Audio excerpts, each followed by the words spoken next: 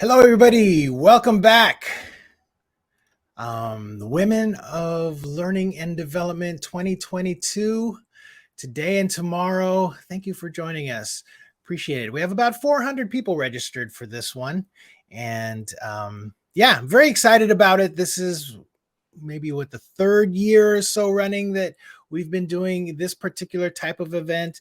And no matter what, Cara and I were talking earlier, just this one has sort of a different way to it because we really do focus on topics that require a lot more authenticity and some realness to it. And I don't think there's anybody else in the industry that can get more real than our first guest this morning, Cara North. Cara is going to be talking about beyond self-care, putting yourself first. Cara has been an active member of this crazy community since I think it was 2017 when we first met you. And I know we've talked about this so many times over the years about how we met, but it's always an honor and a privilege to have her on one of our events, one of our broadcasts. She's an award-winning learning experience leader who's experienced in both corporate and higher ed. For a long time, we had those higher ed conversations with you. What was the award that you won? Was it Demo Fest? Demo Fest, and then Yes. also won some awards through a higher ed institution, AECT. It's an org for that. I won some awards for some of my assessment work over there too. Excellent. And currently you're the director of L&D at Circulo Health, which I know you're going to be talking a little bit about in the session today. I'm going to post how you can connect with Cara on LinkedIn and Twitter in the chat. And with that, Cara, thanks again for doing this, and I'll let you take it away. Sure. Well, thank you, Louise. Thank you, everyone. Thanks for joining me this morning. I'm really kind of excited to be here, and I'm back again, which I was also shocked that TLDC wanted me back, but I'm here. So give me a second to get started. I love everybody saying good morning over here in the chat. I'd love to know where you are joining us from. So if you could also put in there where you're from. I can't necessarily see with the name and the title with that. So also let me turn my captions on. Okay. So I'm going to be talking about probably the most hyped phrase in the last couple of years, self-care. So let me know via emoji, have you heard of self-care in the last couple of years? Have you seen that everywhere? Yes. All right. So I have too. And I am going to be really transparent in this presentation and share some of my story with you as I've tried to figure out what self-care looks like throughout the last couple of years, and then also lessons that I've kind of taken away from it when we're thinking about creating learning experiences for our users. But to get started, I have a little icebreaker. And so I'd love to know, what is something that you love? What is something that you love? And don't say learning and development. I already know you love learning and development. So, is it reading? Is it nature? I would love to know some of the things that you love. And I'm gonna keep kind of looking over here at the chat. And it could be anything. Could be anything. All right. Plants and flowers, yes, Aaron. I know that about you. Fur babies, walking outside, guitars, yes. Okay. Oh, warm sunshine. I love that. Oil painting. This is incredible. So looks like there are some, oh, hey, Lisa Robbins. There are some different answers here, but all of them are unique to each one of you. And I think that's really beautiful and powerful. So I'm going to share something that I love with you. And if you know me personally, you may already know this about me, but I will tell you that if I can get my mouse over where it needs to go, I really love fashion. And I've always had this weird love of fashion. And I really don't know where it came from. And, my family doesn't really know it either. I grew up in rural northeastern Kentucky, and fashion for me was usually just like a pair of overalls and, a plaid shirt. But I've always been interested in the construction of garments, the types of clothes that are made, the types of fabrics. And what the irony with this whole thing is that, as I love fashion, but if you haven't met me in real life and you only just kind of see my head in a box, I will also share with you that I am a plus size individual. So often it is difficult for me to find clothes that I like and styles that I like in my size. And that's something I've kind of dealt with for several years of my adult life, but I'm working on it and I'll be talking about that here in a minute. But I really just love the creativity, the thoughtfulness. But even though the industry is a little bit difficult for me to participate in because of that, and I also know that fashion has often not been kind to women. There are several issues with that when it comes to body issues and people thinking that they need to fit what a beauty typical, I'm using this in quotation, like what a beauty standard looks like. I really believe that we're all beautiful the way that we are. We don't necessarily need anything else to be beautiful. But I also have watched these shows to also kind of feed my love of fashion, specifically The Hills and the City, Project Runway, America's Next Top Model, which, fun fact, binge that during the pandemic. That did not age well. I'm just going to put that out there. If you ever want to go back in time, like, ooh, that did not age well. Yeah, there's one for you. But I share this with you because through watching these, there was kind of this idea of what it meant to be in fashion and this kind of like opulence and richness around it. And then I found a person that was on a couple of these shows that I just instantly fell in love with. And if you watched either The Hills or The City, you probably know this face. And her name is Kelly Catrone, and she owns a company called People's Revolution that produces fashion events. And I just love her so much because she's so kind of, well, I'm going to say, anti stereotypical fashion. So anything that she consumes or puts out there as far as media, I try to watch it as much as possible because I'm just really inspired by her. And I saw this clip of her on the Financial Diet, which is another YouTube channel that I absolutely adore. So I'm going to play this for you, and it's just going to be a few minutes. And I'd love to also get your reactions to it in the chat and then also the emoji. So it's just a few moments. I just want to play this for you and get your thoughts. So hold on just one moment. What would you say is one of the worst career tips that people give women? To make nice. I'll tell you the one thing I noticed about women. You want to hear this? This is Yes, young please. women, especially. Like 94 degrees in New York City. You're in a nice, beautiful hotel. You tell your team to come and meet you. There might be two guys. In my case, there's usually, and I don't discriminate against men, but at this time there were two guys on my team and probably 6 women. And we met at the Soho Grand. And it's really hot out. And so, the waiter comes up to the table and says, "Hi, good afternoon. Can I offer you something to drink?" The guys are like, "I'll have a nice tea." The other guys, "I'll have a Coke." And the women said, "No, that's okay. I'm fine." And I was like, wow, why do they think they shouldn't order a drink? And it was like, even in not even being able to say like, yes, I would like, and I was like, why are you saying that you don't want to drink? And they're like, I don't know. I was like, aren't you hot? Yeah. When was the last time you had something to drink? A while ago. So wouldn't you actually like something to drink? Yeah. Is that the same for you? Yeah. Is that the same for you? Yeah. Is that the same for you? Yeah. It's the same chick who will be starving and give her boyfriend, he'll be like, "Are you done yet?" And she'll go, "Okay." So women are taught not to ask for what they want. That's true. And I feel like they're also very, very quick to apologize for things that they did not. For sure. My wrong. daughter does it. She'll be like, "I'm sorry, mommy." I'm like, "Sorry for what?" Like, sorry, could I have a glass of water? Why are you sorry for having a glass of water? And it's funny too, because I think a lot of people don't realize how normalized those dynamics are until you are confronted with them in a situation that's so black and white. Because otherwise, like our whole team is women.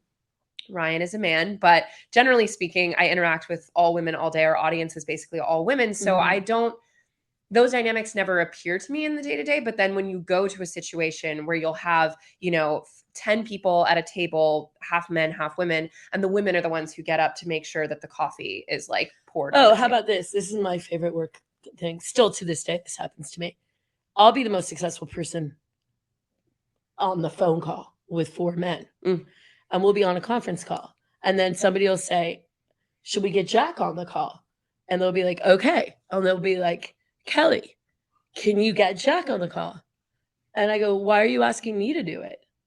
And they'll be like, "Well, I don't know how to do it." And I was like, "Okay, you have an iPhone?" "Yeah, great. Well, there's a little button with a plus sign. It says add call. Can you see it on your phone?" "Okay, so what you're going to do is you're going to hit add call. And then you're going to dial the number. And guess what? When the number starts to ring, it says merge. The button actually changes to MERGE. And then you put your finger, index, pinky, whatever freaking finger you want, and you touch it. And guess what? Jack's going to be on the call, sweetie. So go ahead and dial it yourself. This drives me crazy. It drives me crazy. Flying first class. Let's talk about that. Flying first class next to men. Oh, okay. The arm rest. Now I know this is Gotta be turning honest, into I a Larry don't fly a David ton episode. first class, but Okay, tell me about business it. class. Yeah, no, they do it, especially white males more than any other group. I actually can say I've done a survey because I watch it. Yeah, they go like this. They go like that. And I'll be like, hey, do you mind keeping like your line? Also, I don't like to share breath with them. So if there's like a button where you can like put the thing up. Give me these first class First class flying anecdotes. tips. I want to hear about how The other half lives. armrest is really bad. Sometimes they'll look at you to see how heavy your bag is because you're like so stupid that you overpacked and you can't lift your own thing. Yeah. It's like that one of like, oh, let's see if she's going to be able to get that big ass Louis out of the fucking tote. Blah, blah, blah. Okay, we'll watch this. Boom, it's down. You know, or how about this one? Excuse me. Excuse me. I can say that all these things are just like, much worse in Coach. Trying to order before you. Yeah. You know, because they're the guy. It's just like, it's really, I mean, sexism is alive and well. I have to It truly is. All right. I saw a lot of emojis come in during that, and I see some in the chat. Did any of that resonate with you all? I know it did for me specifically. There's a lot of things to kind of unpack here. Number one is the whole we have to have this persona of being nice and not a bother or not, asking for things. I know that I have overcame that a lot in my career. Two, I love the example of the phone call of, oh yeah, you're the woman, you should call them in, or you need to go. I think somebody said in the chat about the office birthdays or also taking notes. Let me know, have you ever had to deal with that? I mean, I know that I certainly have as well. And I've, been in positions where I felt empowered to push back, but then I've also been in positions where I knew if I pushed back, I would be labeled as difficult. And that difficult word around on my employment record could stop me from the next step of what I needed to do or where I wanted to go. So really making that conscious effort of, when do I speak up versus when do I not? It's a real thing that a lot of women deal with. So I just wanted to share that. Hope that was kind of helpful just to hear. And again, it was very kind of comedic. I know it's not funny when this stuff happens to you and you get beat down and it kind of keeps going. But I just love Kelly Catrone so much. So if you haven't heard of her, I highly recommend checking her out, especially on YouTube. She's done a couple of different TED Talks about her, life in the fashion industry. All right. What would you say is one of the worst? There we go. Okay. So now I want to get into a little bit of my story. But before I do that, I just want to kind of level set here that what I'm getting ready to share with you is my own lived experience in the last couple of years. Please don't think because I'm going to tell you the things that I've done that you are any less or you should even compare what I have done to what you have done. And that doesn't make you any less or more or whatever. I just want to let you know that I believe that comparison is the thief of joy. I found this out definitely the hard way during the pandemic. Is anyone else here what I call a doom scroller, or I'm like scrolling through like Twitter or LinkedIn and I'm like, well, how does that person get to do all this stuff? Or what am I doing? Why am I not good enough? Why do I not get opportunities like that? And then it just like messes me up for the rest of the day. And it's totally not worth it. So I am telling you, it's okay to feel that way. I feel that way too. So don't feel bad about it. I've been there and done that. So I'm going to share with you some of the things that I've been able to achieve in the last couple of years. And I want to talk to you, real talk about it. So during the pandemic, one of the big things that was really important to me was to finally get that peer-reviewed research that I had been pushed to get during my graduate school career. And I really wanted to have something that had value. And so I did some research around job descriptions and how it compared to the ATD capability model. And that research was very important and near and dear to my heart. I did it with some colleagues at Ohio State, and I was really proud of that. But I will tell you, it was really kind of unorthodox for research. A lot of the research in instructional design, educational technology is so heavy on theory and so heavy on interventions. I was really nervous putting that out in the universe, but I'm really glad that I did it because I think that it really helped a lot of people kind of understand where market was going and how it was changing. And I'm currently starting to gather all my stuff together to work on kind of a recap or redo of this to see if anything has changed from 2020 to 2022. Also, I left my job in higher education at the beginning of the pandemic to go to a company that had no formal learning development department. And I was eager and super excited to learn and grow. And that particular organization continued to grow during the pandemic. I'll be talking more about that here in a minute. It was in semiconductor components manufacturing. And through the work that I did along with the team, we grew the organizational capacity by 60%, which is bananas in a year. And that's not a metric that I just pulled out of the sky. That was a metric that came from my boss, and he said that that was what we did in operations, which was bananas. I also did a lot of presentations during the pandemic, 40 plus, counting kind of everything going on. I was really eager to get back into teaching. I wanted to get my doctorate to be a college professor, but then after I saw how the sausage was made, I knew that wasn't for me. People like me don't succeed in higher ed. So I knew that that wasn't for me, but I still wanted to teach classes. So getting back into that was really important. And then on top of everything else, even working full time with everything, I had the single best year consulting part time that I ever had from a revenue standpoint and a client standpoint. So that was bananas. I couldn't believe all that happened, but I was just soaking it in, thinking about how blessed I was and how great my life is and how everything was great. But I'm not done. That's only some of it. Here's some of the other stuff that I did in the last 2 years. I wrote a book and it's still being worked on for ATD about learning experience design. And that was an amazing blessing to get that opportunity. And it's been really much harder than I expected to write a book than I had really thought. I'm sure there's probably more than 200, but it's probably way more. But anybody on LinkedIn or Twitter that said, "Hey, I'm new, I want to talk to you," whatever, I just freely gave up this time, and it just kept adding up more and more and more of people that wanted to, just pick my brain, talk to me, and I'm like, goodness, if I can help anybody, like that's huge. I'm happy to do whatever ever I can.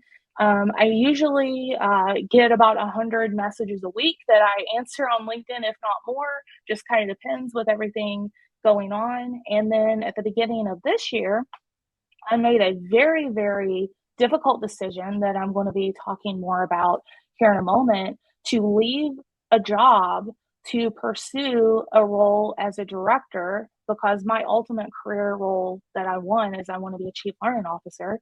So it's like, that's another kind of rung up to help me get closer to my dreams. So shame on me if I don't take advantage of this. But when I tell you a little bit around the circumstances of it, you may understand a little bit why it was difficult.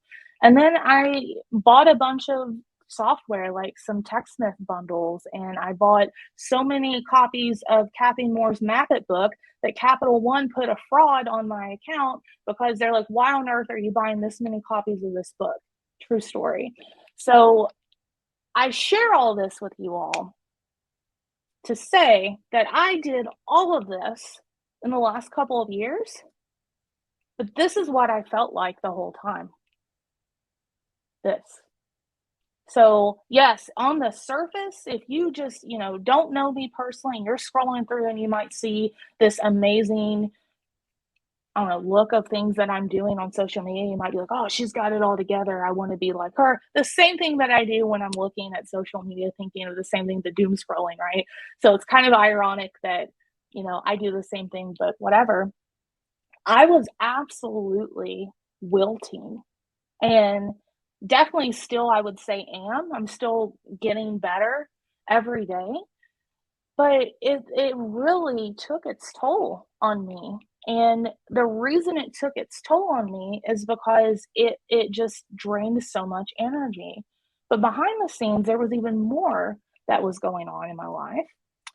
The first is my partner didn't work for 16 months during the pandemic, making me the sole provider in my household, which really put a lot of pressure on me to focus on how can I make sure we're financially stable and how can I make, I really put a ton of pressure on myself. And then he had a procedure done. And so he needed some care for that. And then he decided to take the opportunity to switch careers during this, which I'm really glad that we were able to keep everything together. But being fully transparent here, had I not left higher education when I did, we would have been up a creek, because I don't think there's any way on my higher education salary that I would have been able to fully support us. So how's that for some honesty today? On top of that, personally, my health declined, and I had a major health scare in September where I thought that it might be the end of the road for me. I mean, it was really bad. And I'm so thankful for second chances, because I know so many people don't get those second chances whenever they have something happen with their health. So I'm very grateful for that. And then third, my mother has been sick for several years now, and her health has gotten even worse. So then I had to make a decision of what I needed to do as a daughter to support my mom. Because if you don't know me, I am an only child. And so my mom and dad are all that I have. But the cool thing about being an only child, side note, you get to pick your siblings. So I have siblings like all over the world. And it's also kind of funny because a lot of my best friends are also only children too. I don't know what that says about me.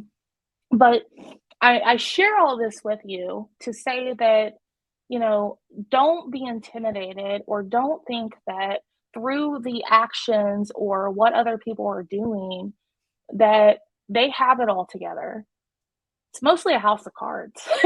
At least for me, being really, really transparent here, because I had all of these like balls up in the air and trying to juggle them all at once, and trying to do all this stuff for other people as well as like support my family.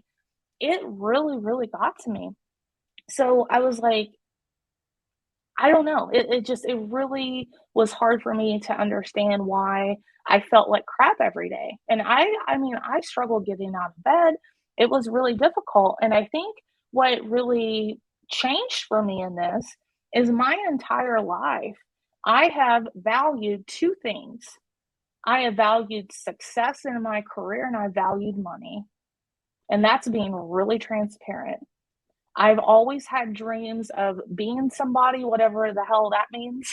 And I've always had dreams of, being financially independent, and being able to provide for me and my family and not having to worry about money. Those have always been the lenses that I've looked at the world at. But the pandemic changed me, and the pandemic made me see it in a different light. So knowing that I needed to do something, I started looking into this concept of self-care.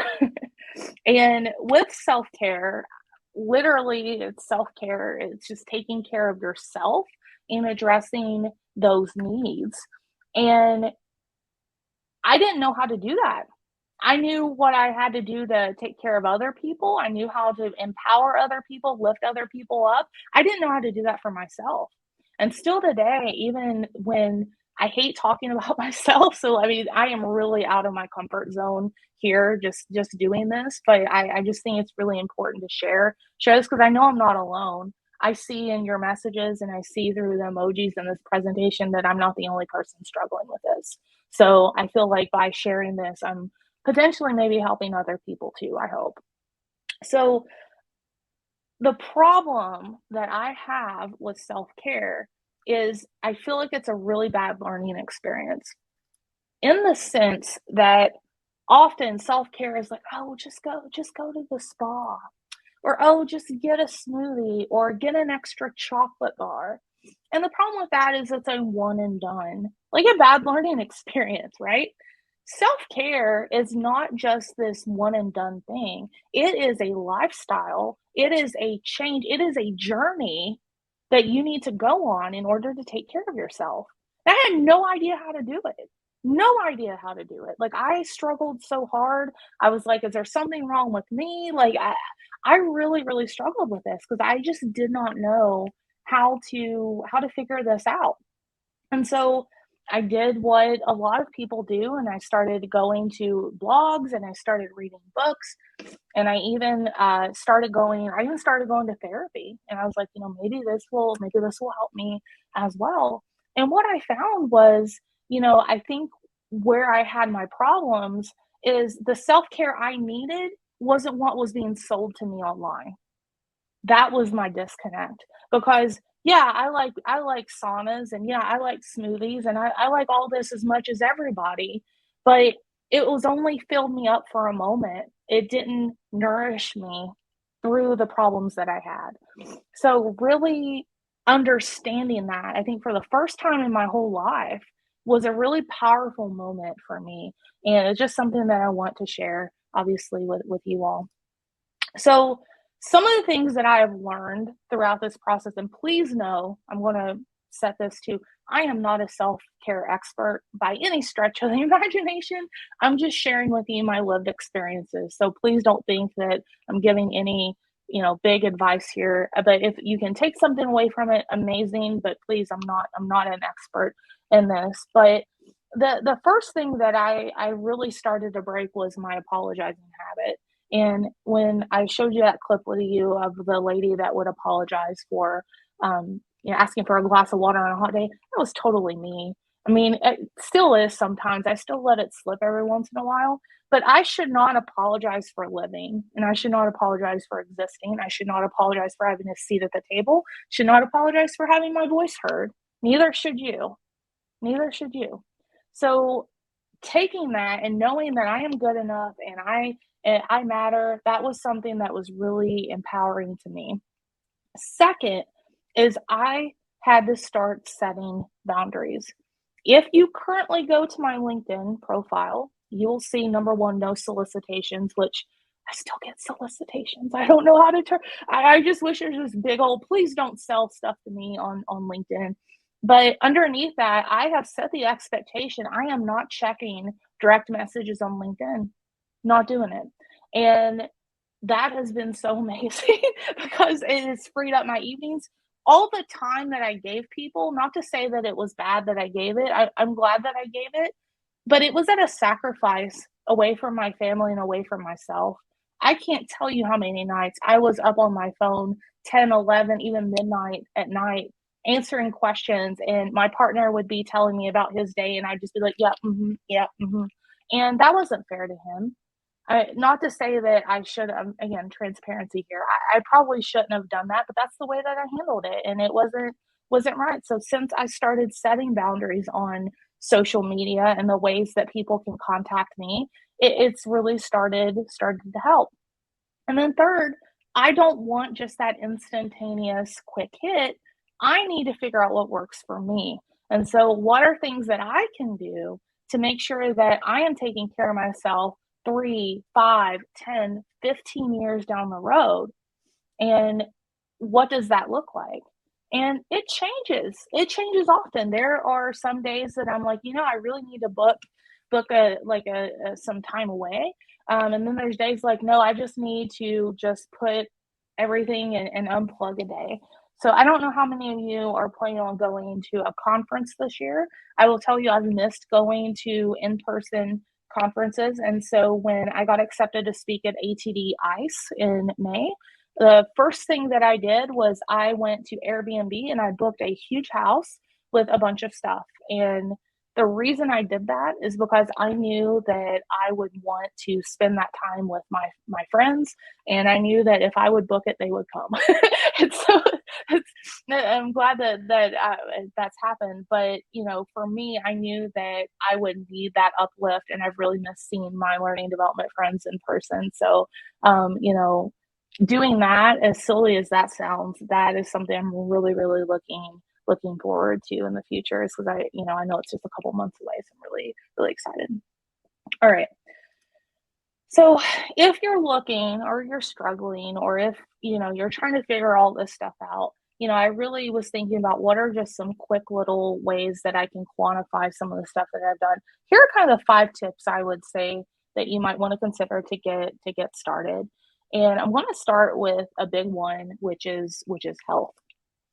So I told you a little bit earlier, I love fashion. I have kind of a little bit of a obsession with designer bags, but please don't judge me. It's just one of my little things I like. But I really have struggled with my health, and I am no longer in my 20s. I haven't been in my 20s for a while now. And so my eating habits, my exercise or lack thereof habits, my grind and hustle and just, focus on work all the time, that's not going to cut my needs that I have now that I'm in my 30s. And when I had this health scare back in September, I got some real curt talk, and it just basically said, if you don't get your poop in a group, you might not live to see another 10 years. And getting that tough love, that was exactly what I needed to hear. However, I was scared to death. I was like, what on earth? How do I even get started with my health? I am a bigger person. And as a bigger person, I am hyper aware if I feel like someone's looking at me, or if I'm like sitting in a chair and people are like judging me. Like and I think it's also maybe a side paranoia as well.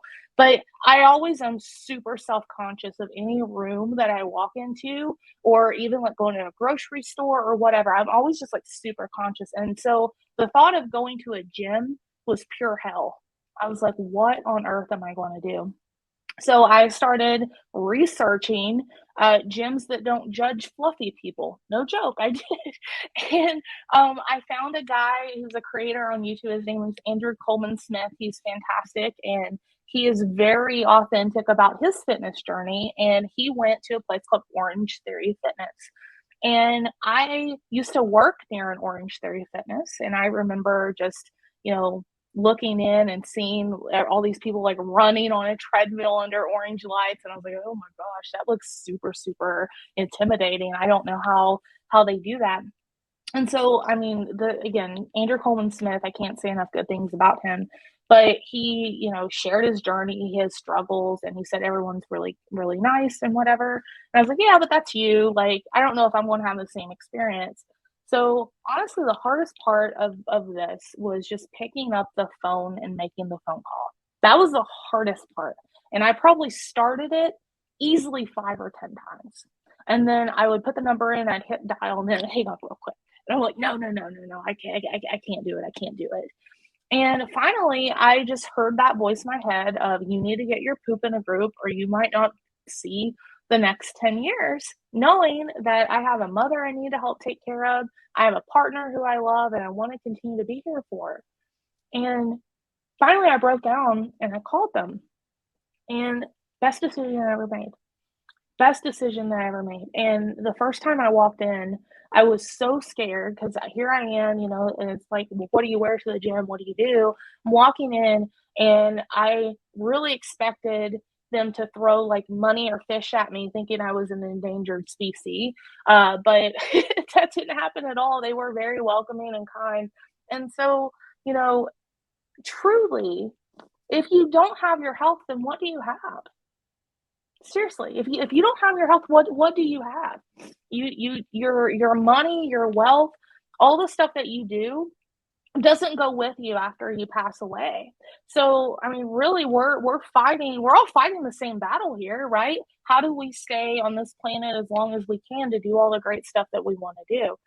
So this picture here is actually a picture of one of my coaches at the Orange Theory that I go to. And sorry, I am getting very emotional on this, so I apologize. It's even when I did like a little practice run, I was also getting very emotional because it's so hard to talk about this. But my coach is very awesome, and he always has this saying about, you need to put yourself at the top of either your to-do list or put yourself at the top of your wish list.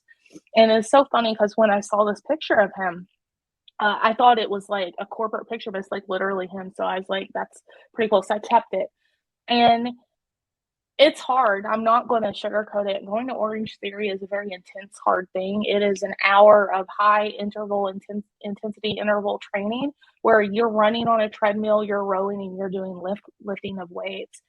But I want to share with you probably all of the things I talked about earlier doesn't hold a candle to this right here.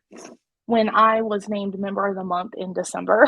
So I started going in September, and I was Member of the Month, and I'm looking at this, and I know that this is a horrible picture of me, but that, you know what, that's fine. And, you know, they have really rallied around me and embraced me. And I've met other people at my gym that are going through the same thing that I'm going through. And it has really just changed my life in more ways than one.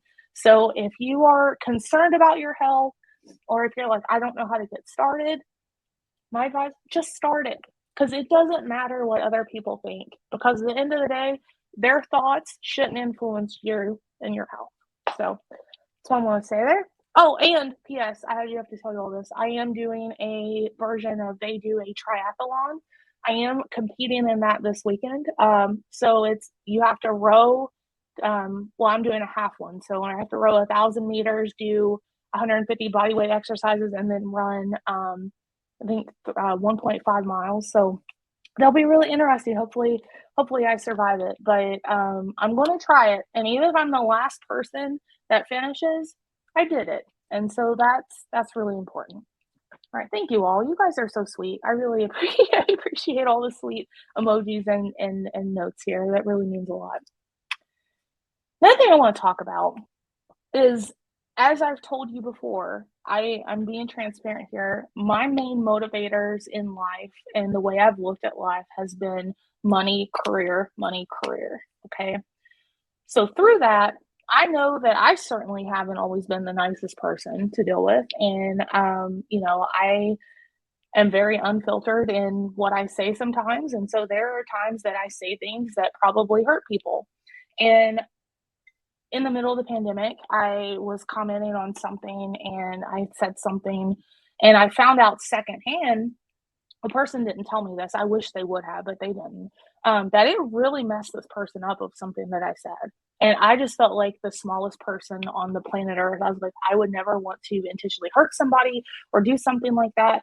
So I emailed this person and I said, listen, I said, I'm sorry. I said, I never wanted to hurt you. You know, never my intention. You know, this is no excuse for it. I never wanted to hurt you. But that person said, you know what? I forgive you. And that was really beautiful. And opening your heart to that, I think, is something that also helps with your self-care, because with everything going on, Lord have mercy, you never know what someone else is going through. And so being able to give those moments of grace and understanding. And then, funnily enough, you know, a few months ago, there was something else that happened where I got called out on Reddit, and I don't like Reddit, FYI, but I went on there to defend myself, and I was really kind of upset about that. I was like, why is someone talking about me on Reddit? Like, whatever. And I was just like, I don't want to have anything to do with this person. But then person reached out and said, you know what, I was wrong. You know, was my take on the situation. You know, can you forgive me? I said, absolutely. So it goes both ways. And I find that, you know, the more that you can open your heart to that and realize that we're all fighting these battles that we don't know, it's really a beautiful moment, and it really kind of helps open you to other opportunities. And I just really recommend it, that if you are able to forgive in your heart, it really does help with a lot of the things as it comes to your health and your self-care. All right. So this one is really important to me because this picture right here is the team that I led at my former company when I was at the company Silfex. And I will say probably one of the hardest things that I've ever done is walk away from this team. I loved every single member. They were fantastic. They were just, I mean, the team of dreams, like from a manager perspective, they made my job so stinking easy. They all worked together well. They all had all these wonderful things going on. And when I made the decision to leave my company, because I needed a remote role because I knew I would be going between different places to support my mother who lives in a different state than me. My, company I worked at couldn't give me that. And so I ended up walking away, and my biggest fear was telling them. I didn't want to tell them. I waited till as long as I could before I told them because I just knew that they would be mad at me or they would have resentment to me. But do you know what happened? It was the complete opposite, the absolute complete opposite. They rallied around me. They said, "You got this, Cara. We want to support you. We will always be together." And I like to say that I got a promotion to friend that day, which is probably the best title I think anybody could have, right? So never discount that, your time and what you do for people. I do think it pays off, and I think that it can also lift you up when you need it the most. But it was really, like I said, difficult to leave them, and they all have a special place in my heart. I don't know if any of them are here today, but it was really, really special to me to have the ability to work with them. All right. And then, another big thing is just planning for your future and where you want to be. So I've told you, my main lens of life has been money and career, but now it's completely different. I recently got this milestone of I did 50 classes, and so they celebrated me at Orange Theory. So my health is really important because if I'm going to support my family, I got to take care of myself first. It's like the old adage in the airplane, put your own oxygen mask on before you put on others. It's so true. Even though I've always just kind of rolled my eyes about it, up until I guess it impacted me. And here's a picture of my mom and her cat Luxor. And, I want to be there for her. I want to be there to support her and make sure that she has everything that she needs in order to keep fighting her battles. And then, my partner is very important to me, even though I feel like I put him on the back burner a lot, and he stood by me through a lot of stuff. And, I can have all of this and I can still seek out my career and I can still go toward a CLO role. I don't have to sacrifice this in order to get there. I don't have to. I did for so long, but I don't have to. And you don't have to either. You can make this work. You just have to be committed to it. All right.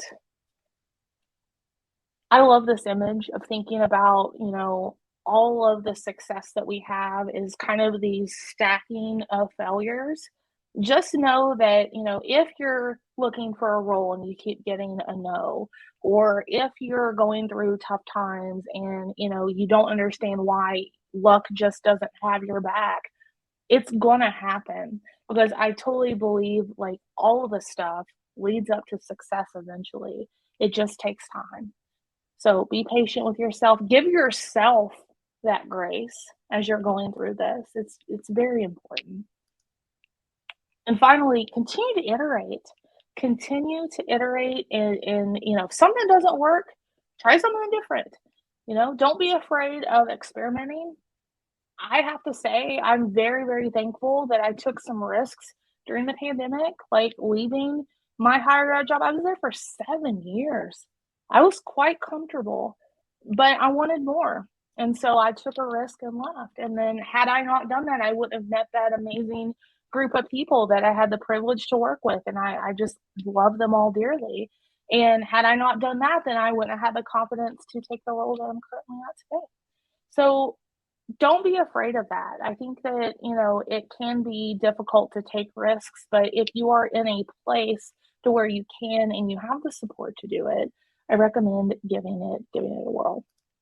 So wouldn't be an L&D conference if I didn't talk something about L&D. So what are some of the things that I've kind of tried to take away from this experience of myself?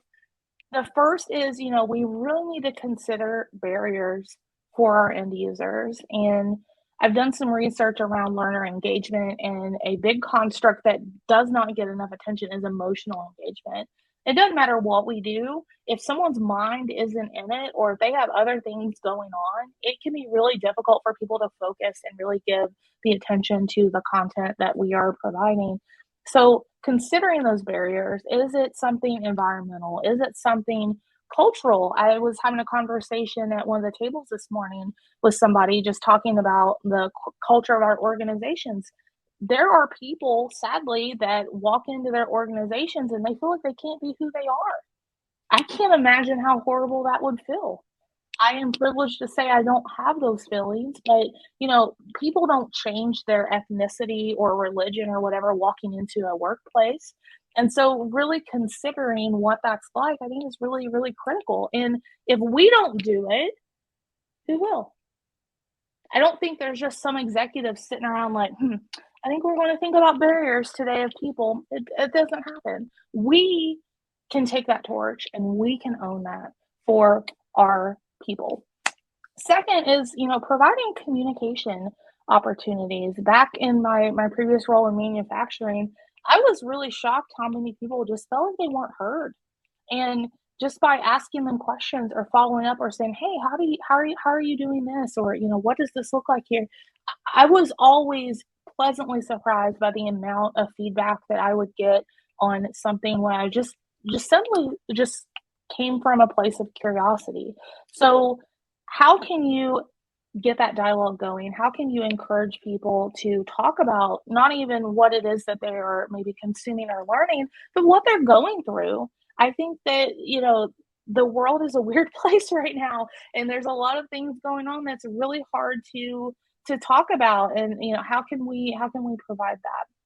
And then third, leading by example. So I was really bad also of answering emails all hours of the night and, all this stuff. And then what I found is I had team members doing the same thing. And when I noticed that, I was like, I got to stop this. And so I said, no, listen, I said, lesson learned. I'm done after 5 o'clock. I want you all to be done after 5 o'clock. Just put it away and go. I said, everything will be fine. We can wait. Can wait till the next morning. It's not that important.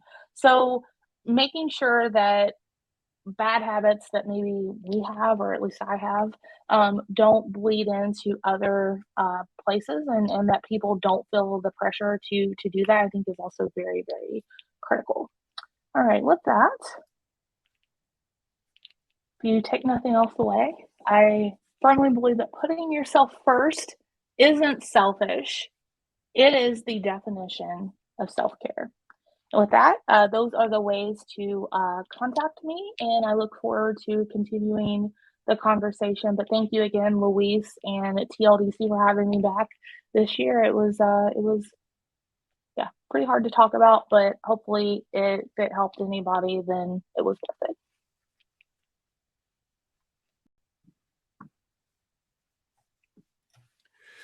Oh my gosh, Cara, thank you so much. I really, really appreciate you and you doing this. Thank you. No, it's great to hear. And it's funny because I know that I wanted to catch up with you. We haven't talked in a while, and this session kind of took care of that. So I still want to talk to you, but yeah, absolutely. All right. Thanks so much. Thanks for starting out the event, Cara. It was a wonderful way. And I wish I can give you a big hug. I miss seeing you, and hopefully we'll connect sometime soon. Everybody, take a quick break. We're going to be starting again at 9 o'clock with Nicole, who was in chat. And I'm looking forward to that. Remember, those tables are still open in the in the lounge area if you want to participate in those. Otherwise, we'll see you in about 10 minutes in the next session. Bye, everybody. bye. Thank you, everyone.